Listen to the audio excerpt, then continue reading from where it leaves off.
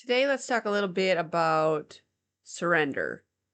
There are many things that meetings, like AA meetings, NA meetings, will teach you about how to recover.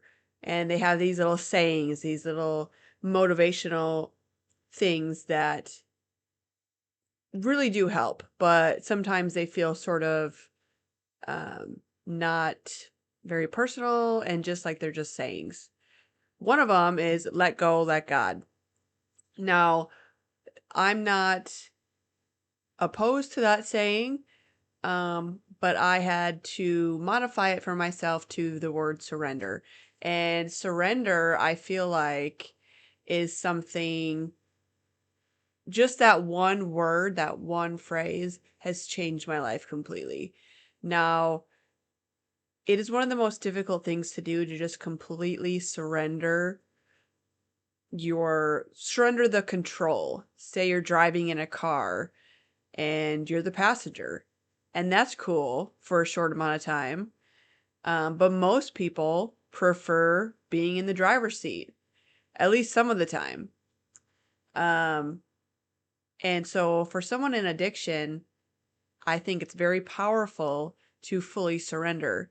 And I'll give you an example. So when I went to prison the first time, I did not surrender. I was sentenced to a year.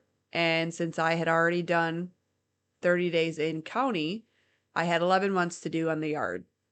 And I did not surrender, but I had this mentality that I got this. I could do this on my own. At the time, I had just had my second son. And so I was kind of going through postpartum. So the first maybe half of my experience at prison, I was pretty depressed, but I attributed that to not only just having a baby and not being with him, but also being in prison because anybody would be depressed there, right? So I went through the motions and thought to myself, I can do this. I have to get through this. I have a son. I'm going to get him back. During my prison sentence, I lost him to family members, which ended up being a blessing, but he was adopted out to a close family member. So when I got out the first time, I immediately went back to my ex and with the thinking that this is it. My life has changed. I'm going to do right. Everything is going to be great, right? Everything. I had all the tools. I didn't need any help. I just had this confidence that I got it, right? I didn't have it because the day I got out of prison, I went back to using. And that led me on another dark, scary road.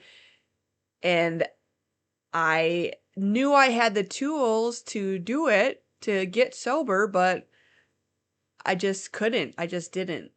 And the second time I went to prison, when I got picked up that second time, which was not my second time completely, it was probably my 15th time of getting picked up. When I got picked up, I got charged with 8 felonies and 4 misdemeanors. And I thought I was going away forever. And I just surrendered to that mentality. And I ended up getting 2.5 years. So when I went to prison that second time, I went in thinking, I'm going to do anything they tell me to. I'm going to surrender to your will. I'm going to surrender to change. And a lot of things that they teach you in meetings, in recovery, and in change, it's seemed silly to me. I didn't want to sit around and talk about my feelings and what brought me there, and a lot of it seems not ideal. I had gone to rehab before for 30 days, and even that, you go through the motions, like in your head, like we would do music therapy at rehab. and they had to sit in a room in all these chairs and played the harp while we went through yoga motions while sitting in a chair. And the whole time I remember thinking, God, this is so stupid. And I couldn't stop laughing. And that whole process, I mean, there's a reason for it all. And it's very hard to just surrender to what people tell you because everyone is different and something might work for you that doesn't work for somebody else. So when I went through the motions and they said, okay, this is what you have to do to get and stay sober when I was in prison, I was like, okay, I'm going to do it. No matter how stupid it seems, no matter how much I didn't want to do it, I did it. And I was lucky that I had enough time to lay the foundation for my sobriety. So 2.5 years of work laid the groundwork for that. When I got out, I was not the same person. And my biggest takeaway was that I surrendered to whatever was put in front of me. And that really, really changed my life.